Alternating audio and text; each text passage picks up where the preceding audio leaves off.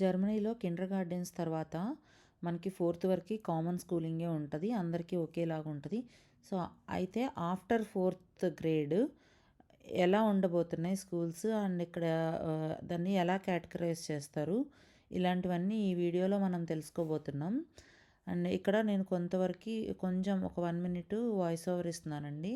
నాకు బాగా కోల్డ్ ఉంది, వాయిస్ కూడా డిఫరెంట్గా రావచ్చు, అదంతా ఇగ్నోర్ చేయండి ప్లీజ్. అండ్ పిల్లలది కూడా డిస్టర్బెన్స్ బాగా ఉంది, అందువల్ల వాయిస్ ఓవర్ ఇస్తున్నాను. ఇంకోటి ఏంటంటే ఈ వీడియో చాలా లెంత్ ఉండడం వల్ల 2 పార్ట్స్గా చేస్తాము. సో మీరు 2 పార్ట్స్గా రిలీజ్ చేస్తాము, అది చూడండి. సో ఇంకెందుకండి, జర్మనీలో స్కూలింగ్ గురించి తెలుసుకుందామా? ఇంకా వీడియోలోకి వెళ్ళిపోదాము. Hi friends, welcome to Hanishri vlogs. So మనం లాస్ట్ వీడియోలో కిండర్ గార్డెన్స్ గురించి తెలుసుకున్నాం కదా. ప్రాక్టికల్ గా మన పిల్లలు పంపిస్తున్నాం కాబట్టి మేము చెప్పగలిగాము. అయితే ఇప్పుడు మనతో పాటు స్కూల్స్, ఈ వీడియోలో స్కూల్స్ గురించి తెలుసుకోబోతున్నాము. ఆ వివరాలన్నీ చెప్పడానికి ఒక ప్రాక్టికల్ స్టూడెంట్ ని తీసుకొని వచ్చాను. వాళ్ళ స్కూల్స్ లో ఎలా ఉంటది, ఎలా చెప్తారు, అక్కడ అసలు ప్రాసెస్ ఏంటి, దానికి మనం పేరెంట్స్ కూడా దానికి ఎలా అప్లై చేయాలి, ఇట్లాంటివన్నీ ఆ అమ్మాయి మనకి చెప్పబోతుంది. తను ఎవరో కాదు, ఇదిగోండి అంజని. వాళ్ళు ఆక్స్బర్గ్ లో ఉంటారు. హాయ్ అంజని, ఎలా ఉన్నావు? హాయ్ ఫినియస్, బాగా ఉన్నాను. నువ్వు? ఎలా చదువుకుంటున్నారు, ఏంటి, ఏం జరుగుతుంది స్కూల్లో? స్కూల్లో అయితే ఇప్పుడు ఎగ్జామ్ సీజన్ కాబట్టి ఎగ్జామ్స్ జరుగుతున్నాయి. ఎందుకంటే సమ్మర్ హాలిడేస్ దగ్గరకు వచ్చేసరికి ఎగ్జామ్స్ రాయాలి కదా. సో అంజని, ఇప్పుడు మీరు ఇంతకు ముందు యుఎస్ లో చదువుకున్నారు కదా. సో మీరు ఏ క్లాస్ నుంచి ఇక్కడికి వచ్చావు? నేను 5th నుంచి ఇక్కడ చదవాలి. 5th నుంచి. ఓకే, ఎలా అప్లై చేస్తారు స్కూల్ కి ఇక్కడికి వచ్చిన తర్వాత?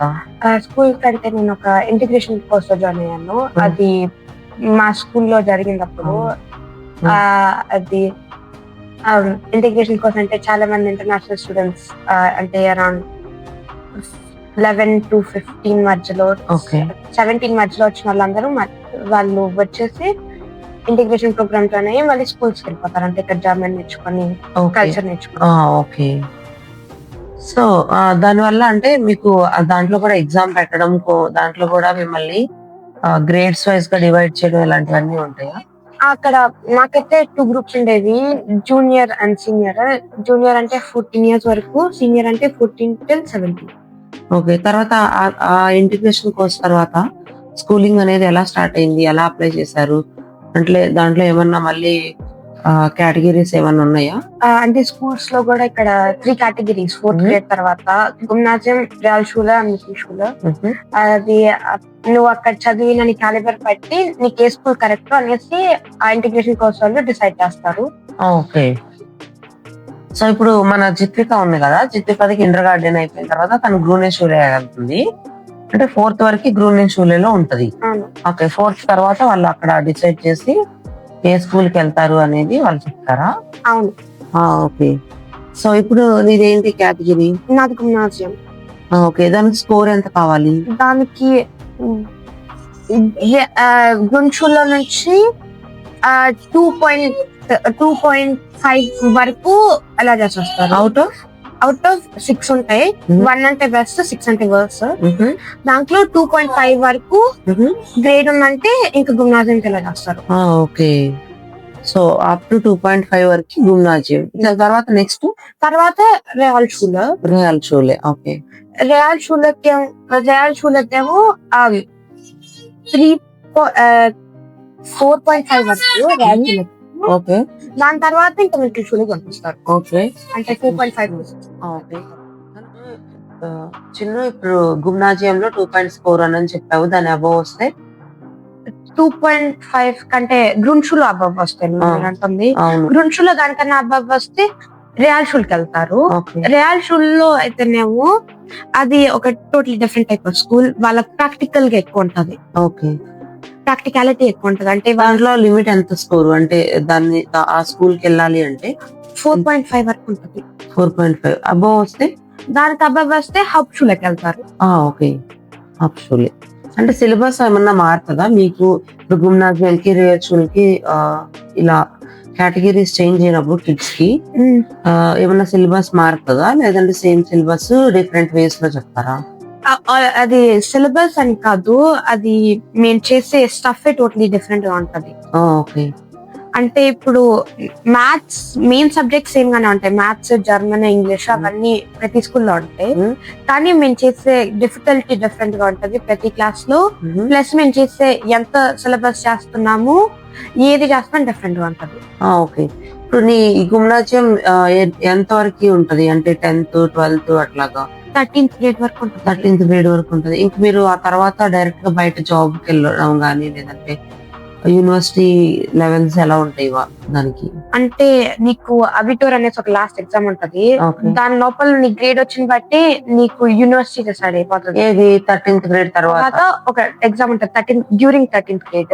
12th కౌంట్ అది, 13th కౌంట్ అది ఎగ్జామ్ గ్రేడ్. అంటే నీ యాటిట్యూడ్ ఎలాగుంది, నువ్వు అసలు ఏం చేయగలుగుతావు, అవన్నీ టెస్ట్ చేస్తారు. అవన్నీ కూడా టెస్ట్ చేసుకుంటారు.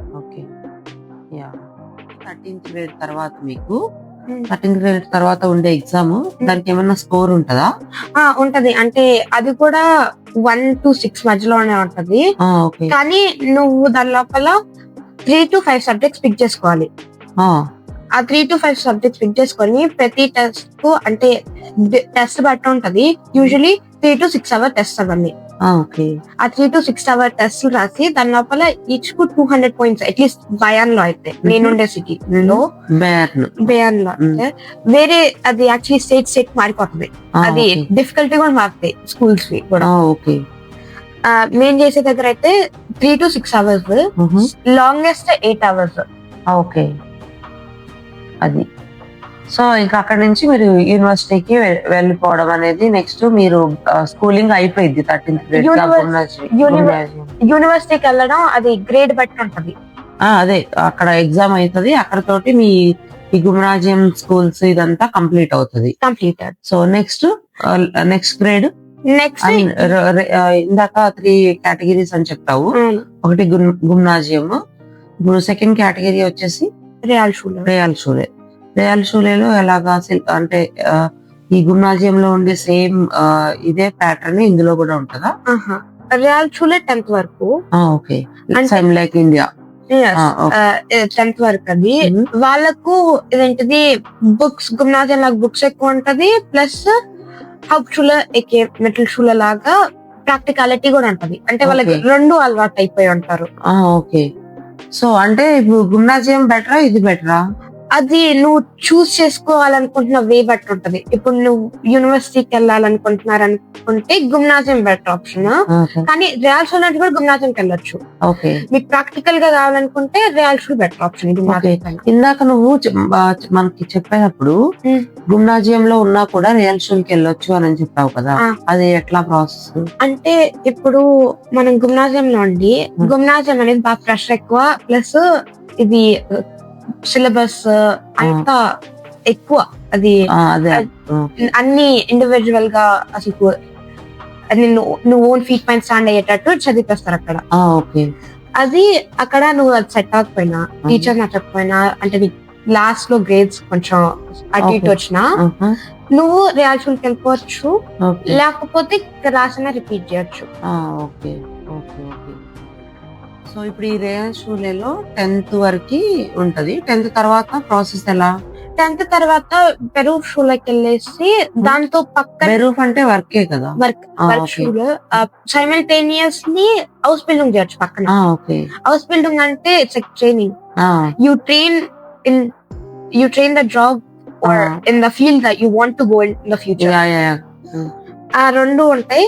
లేకపోతే ఫహాబిటూర్ రాయొచ్చు. ఫహాబిటూర్ అంటే మాది అల్గమైనస్ అబిటూర్, గుమ్నాజియంలో రాసేదేమో అల్గమైనస్ అబిటూర్. అంటే అది ఏ స్కూల్ కైనా, ఏ యూనివర్సిటీకి అయినా, నువ్వు ఏ ఫీల్డ్ లోకి వెళ్ళాలన్నా ఉంటది అది.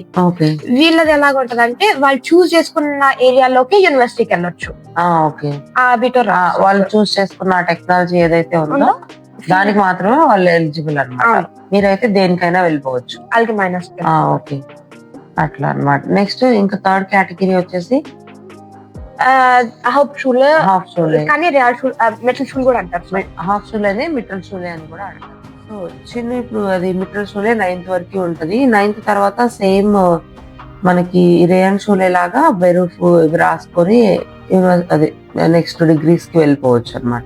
వెళ్ళొచ్చు కానీ వెళ్ళరు చాలా మంది. ఓకే. ఎందుకు అంటే ఆ తర్వాత ఇంక వర్క్ చూసుకొని వర్క్ వెళ్ళిపోతారా? అంటే ఓన్లీ 9th ప్లస్ అది ఒక 2 years ఉంటుందా? అది కూడా అవసరం. అప్ టు 3 years ఉంటుంది కదా అది? అది ఒక 3 years అని. ఓకే. 3 years. సో అంజని, ఇప్పుడు మనకి ఇంటిగ్రేషన్ కోర్సు ఇవన్నీ స్కూల్లో ఇస్తారు, అంతవరకు ఓకే. అండ్ మీరు కూడా ఎఫర్ట్స్ కోసం ఇంటికి వచ్చిన తర్వాత ట్యూషన్స్ తీసుకున్నారు. అంటే ట్యూషన్స్ ఆన్లైన్ తీసుకోవాలా, ఎలా మనం చూస్ చేసుకోవాలి? అంటే బయట నుంచి తీసుకోవాలా, ఇండియా నుంచి మన క్లాసులు అవైలబుల్ ఉంటాయా? ఏ టైప్ ఆఫ్ ట్యూషన్స్ తీసుకుంటే మీకు డైలీ స్కూల్లో డైలీ మాట్లాడడానికి కానీ మీకు లాంగ్వేజ్ చదువు, ఎందుకంటే మీకు అన్ని మాక్సిమం సబ్జెక్ట్స్ జర్మన్ లాంగ్వేజ్ లోనే ఉంటాయి కదా సబ్జెక్ట్స్ కూడా. ఓకే. ఒక ఇంగ్లీష్ కానీ లేదంటే వేరే మీరు లాంగ్వేజ్ కానీ తప్పితే మిగతా అన్ని జర్మన్ లోనే ఉంటాయి. సో ఇవన్నీ కావాలి అంటే మనకి డైలీ ఇక్కడ లోకల్స్ లాగా మనం బిహేవ్ చేస్తేనే, మాట్లాడగలిగితేనే మనకు వస్తాయి. సో ఇంత అంటే మనం షార్ట్ టైంలో లోకల్స్ లాగా మాట్లాడి ఆ రేంజ్ లో వెళ్ళాలి అంటే ట్యూషన్స్ మీరు ఎన్ని రోజులు తీసుకున్నారు, ఎలా తీసుకున్నారు? అంటే ఇండియా నుంచి తీసుకున్నారా లేదంటే ఏదన్నా ఇక్కడ ఆన్లైన్ లో తీసుకున్నారా?